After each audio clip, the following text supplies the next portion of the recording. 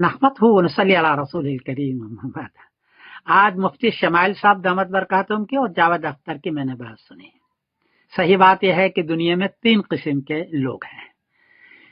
کچھ لوگ وہ ہیں جو ایک خدا کو مانتے ہیں اور اسی سے مانگتے بھی ہیں، اسی کی عبادت کرتے ہیں، توحید جس کو کہتے ہیں، یہ اسلام میں ہے۔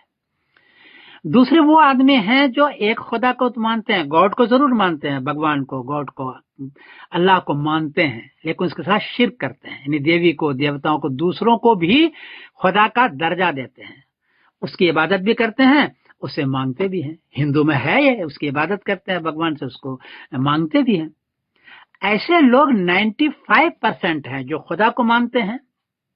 5% خود یورپ میں صرف 5% وہ لوگ ہیں جو خدا کو نہیں مانتے، ملحد ہیں، یعنی جاوید اختر کی طرح۔ خدا کے ہونے کی 3 دلیلیں ہیں۔ پہلی دلیل تو یہ ہے کہ پوری کائنات کو بنایا اور الگ الگ طریقے سے بنایا۔ انسان کا ہر ایک کا چہرہ بالکل الگ ہے، ایک کا دوسرے کے ساتھ نہیں ملتا ہے، جسے معلوم ہوتا ہے کہ اس کو بنانے والا کو اور ذات ہے جس کا نام خدا ہے، جو اپنی مرضی سے بناتا ہے۔ ایک دلیل تو یہ ہے۔ دوسری دلیل یہ ہے کہ جو لوگ کہتے ہیں کہ ہم خود بنے ہیں، تو خود اگر آپ بنے ہو تو خود مر کے دکھلاؤ نا جی، مر کر کے دکھلاؤ۔ خود بنے ہو تو خود مر بھی سکتے ہو نا، ذرا دکھلائیں۔ آپ کی جوانی ڈھل رہی ہے، بڑھاپا آ رہا ہے، آپ نہیں چاہتے کہ جوانی ڈھلے، تو آپ جوانی کو روک کے تو دکھلائیں، کر سکتے ہیں آپ۔ اگر آپ جوانی اپنی روک نہیں سکتے جو آپ کی مرضی کے خلاف ہے، تو اس کا مطلب ہے کہ کوئی آپ کی جوانی کو بنا رہا ہے یا ڈھال رہا ہے، اسی کا نام خدا ہے۔ جاوید اختر صاحب کا کہنا ہے کہ نیچر بناتا، بھائی صاحب نیچر بناتا تو سب کو ایک ہی طریقے سے بناتا، الگ الگ نہیں بناتا۔